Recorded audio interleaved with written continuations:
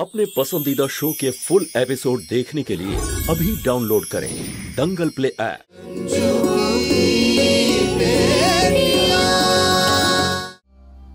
আমরা ওই ভাড়া বাড়িতে খুব ভালোভাবে জীবন কাটাচ্ছিলাম, কিন্তু যেদিন তুই শালুর সম্বন্ধ নিয়ে ওই বাড়িতে এলি সেই দিন থেকে আমরা খুব খারাপ ভাবে দিন কাটাচ্ছি। আর তুই উল্টে আমার বৌমাকে দোষ দিচ্ছিস। আর তুমি মা একটু শান্ত হও। এখন তো ব্যাপারটা পরিষ্কার হয়ে গেল যে এই সব কিছুর পেছনে আমার হাত নেই, কিন্তু যার দায় আছে তাকে ছাড়বো না। ওই বাচ্চু পান্ডের সঙ্গে এক্ষুনি ফোনে আমি কথা বলছি। না গুড্ডু, তোমার কারোর সাথে কথা বলার কোনো দরকার নেই। কি বলছো নাকি তুমি? ওই বাচ্চু পান্ডের ছেলেটা এসে আমাদের বাড়িতে এত বড় গন্ডগোল বাঁধিয়ে গেল, আর তুমি বলছো কথা বলবো না আমি?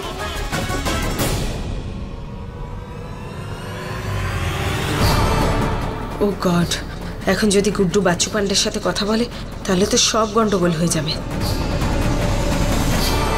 গুড্ডু তোমাকে আমার মাথার দিব্যি, তুমি ওকে ফোন করবে না। তুমি কেন বুঝতে চাইছো না? বিশেষ আমাদের কোনো ক্ষতি করেনি, ওর শত্রুতা তো এদের সাথে। ওরাই ওই সম্বন্ধটা অস্বীকার করে নিজেদের বিপদ ডেকে এনেছে, আর আমি এসবের মধ্যে পড়তে চাই না। তুমি ঠিকই বলছো ললিতা, ও নিজে সমস্ত সমস্যা সৃষ্টি করেছে। সমাধান এখন ওই করুক।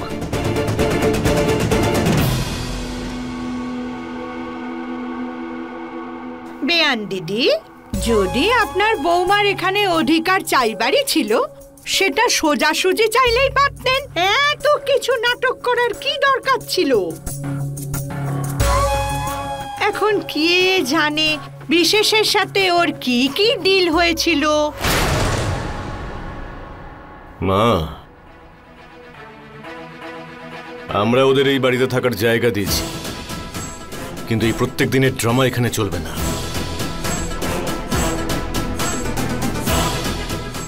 আশা রাখছি আজকের পরে এরকম কিচ্ছু হবে না।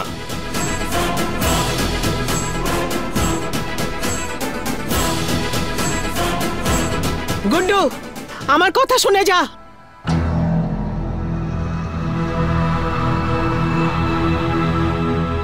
এবার সবার শান্তি হয়েছে তো? যে ভুল ধারণাটা ছিল সেটা মিটে গেছে তো? এত সবকিছু ঘটে যাওয়ার পরেও আমি তোমাদের আমার বাড়িতে আশ্রয় দিচ্ছি, কিন্তু এই আশ্রয়কে তোমরা অধিকার বলে ভেবো না।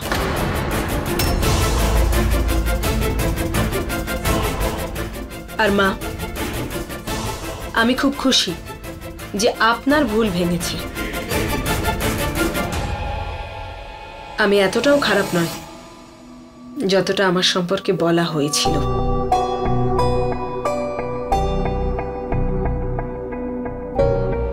বৌমা, চলো এখান থেকে, তোরাও আয়।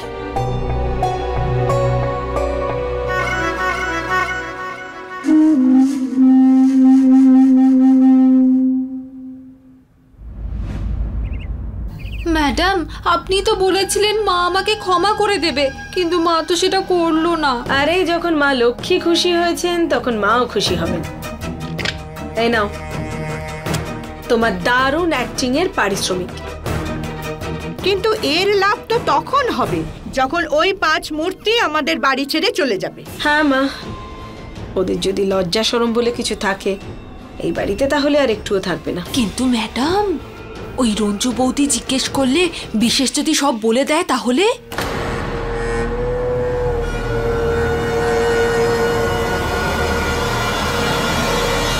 এখন প্রশ্নটা হলো, সত্যি কি বিশেষ এই সব কাজ করেছে? কি হয়েছে? আরে বলো না, কি হয়েছে? আমি বলছি দিদি, সবকিছু উল্টোপাল্টা হয়ে গেছে।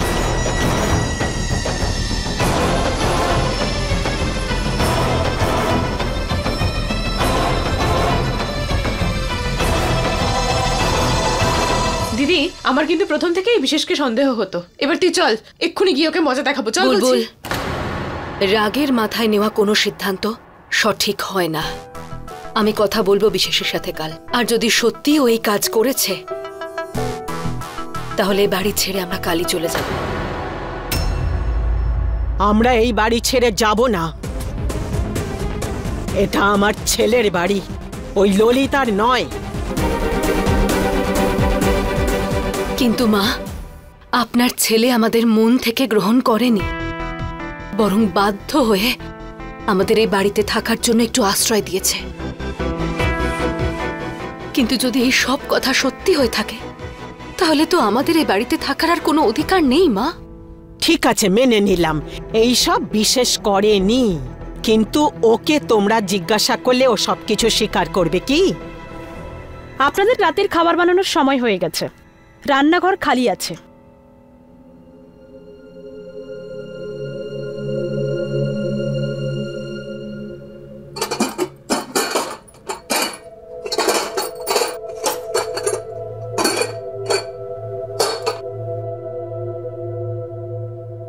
দিন, আমি বন্ধ করে দিচ্ছি।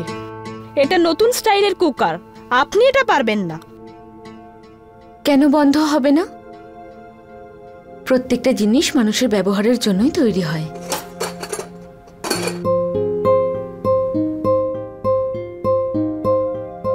শালু, আমি সব ফোড়নগুলো দিচ্ছি, ধোঁয়া হয়ে যাবে রে, তুই জানলাটা খুলে দে।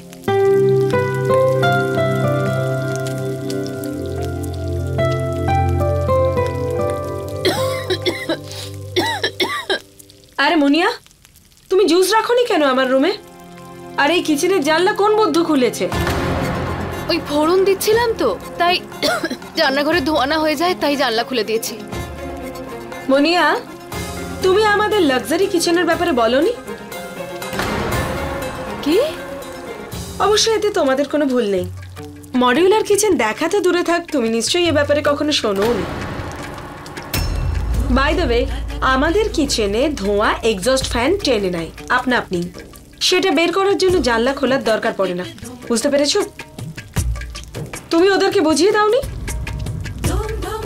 এনিওয়েজ, এই কিচেন ভাগ বাটোয়ারার মধ্যে না আমি আমার জুস মিস করতে চাই না। তাড়াতাড়ি পাঠাও। জানালা খুলবে এরা, আর 4টে কথা শুনতে হবে আমাকে। আর যদি তুমি আমাদের আগেই বলে দিতে, তাহলে তো আর কথা শুনতে হতো না।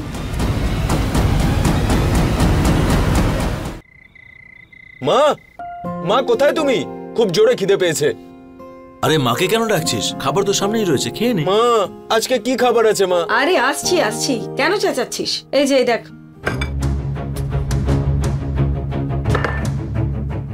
আরে মুনিয়া, এসব কি? আরে চাকরদের খাবার আমাদের টেবিলে কেন? আরে ম্যাডাম, এই সবজি, এই ডাল ভাত আপনার নয়, এগুলো এনাদের খাবার। ওই আসলে এখানে কেউ ছিল না, তাই ভাবলাম এখানে বসেই আমরা খেয়ে নিই। তোমাদের জায়গা এখানে নয়, ভেতরে। শালু, তোর খাবারগুলো এখানে রাখা উচিত হয়নি।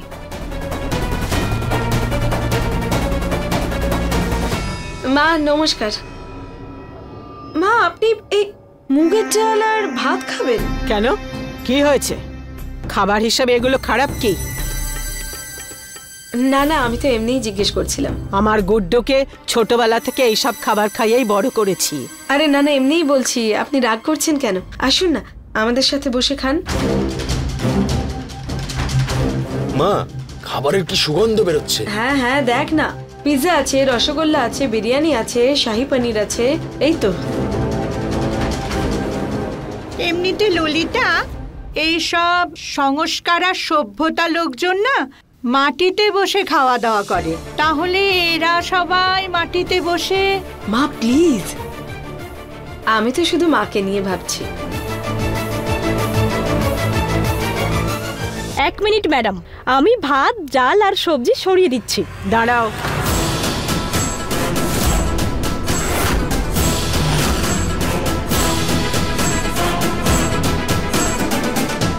বৌমা, মুস্কান, তোমাদের খাবার ভেতরে নিয়ে যাও, ওখানে বসেই খাবো।